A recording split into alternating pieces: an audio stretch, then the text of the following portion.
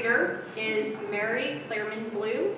And Mary recently retired from the University of Idaho, but I believe she still works there. She taught an MFA program in creative writing for a very long time, and she helped start our program. Her short fiction collection, Runaway, won a Pacific Northwest Bookseller Prize, as did her memoir, All But the Waltz, essay on a Montana family. A novel, Jackalope Dreams, won the Western Heritage Award, and her most recent book is This Is Not the Ivy League, a memoir. Tonight, Mary will be reading from Ruby Dreams. Let's welcome Mary. Thank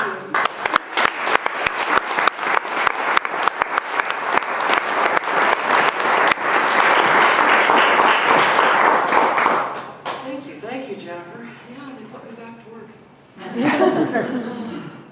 I'm going to read a few pages from a novel that is about a young woman who, as a teenager, ran away from her home in Idaho with a country western band.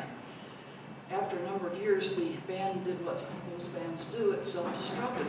And she has returned home to Idaho, where, of course, the complications she ran away from are still waiting.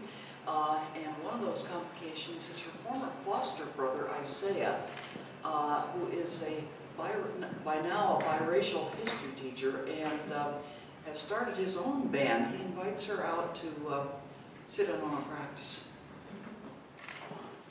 Isaiah's barn turned out to be a 10-minute drive into the countryside on the edge of the Nez Perce Reservation. I parked the Pontiac in a weedy lot next to a newish white Ford pickup and a minivan with a crumpled rear fender. Late afternoon sunlight slanted through a line of fir trees along a wire fence and sheened the barn's weathered siding. The barn itself listed off-center like a drunk trying to keep his balance. When I got out of the Pontiac, I heard not exactly music throbbing through the cracks, but more of a vibration that threatened the poor old barn and spread across the sparse gravel until I could feel it through the soles of my boots. A pair of llamas, alert for trouble, swiveled their heads on their long necks and watched me from their pasture as I walked up to the door of the barn. "No trouble here, llamas. Go back to your grass." I opened the barn door and for a moment was blind in the gloom. Then my eyes adjusted and I saw a concrete floor and a board ceiling, a row of what must have been stalls and a loft where a few bales of hay still were stored. Light from an upper window fell across a small stage where Isaiah and his guys had set up their drums and guitars and amps with what looked like miles of extension cords. Did the place actually have electricity? The extension cords must have been plugged in somewhere.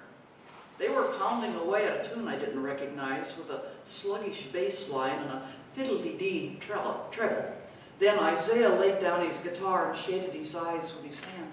"Ruby, that you? Come on over here." He introduced us, Barry on drums, Brian on steel, Stu on bass, Isaiah and three white guys in their 30s practicing in a barn with teenagers. They eyed me. I told him you played keyboard. "You've got a keyboard out here?" Isaiah pulled away a vinyl cover. "Right here, you gonna play some for us?" Isaiah's keyboard was a little Yamaha. I sat down on the folding stool and touched a key. When was the last time I played keyboard? It must have been that last night at the Kodiak Club. The tone of the Yamaha was a little tinny, but oh well, and before I thought what I was doing, I moved into the sad, slow chords of Hickory Wind. After the first few bars, I was weightless and uncaring in a space out of mind where I had been before, but had forgotten. Sunlight burned through the high window. The chinks in the barn siding glowed. The dust motes turned to gold and floated around me. The only time that counted was 3/4 time. I came to the end. "Damn," said Isaiah, "start again." He started a soft backup on his guitar and then the echoing high notes from Brian's steel rose behind us. I was aware of Barry and Stu beginning an underpinning of rhythms, and what could I do but sing? "It makes me feel better each time it begins." And if my voice was never bell-like, by God, it could hold its own in a falling down barn with a half-assed group that practiced on weekends, and I leaned back and let the lyrics lift from my throat and soar through the sun and shadows into the rafters. Yes, I remember the trees, the pines and the oak. Poor shattered trees long ago, not so long ago. I sang to the end and listened to the last wistful notes from the steel. A silence that went on and on. And in that wide quietness, as I came back to the ordinary, the amps and extension cords and dirty corners, I turned and found Isaiah beside me, and I saw that he was crying. "Damn," he said, and swiped his forearm across his eyes. Thank you.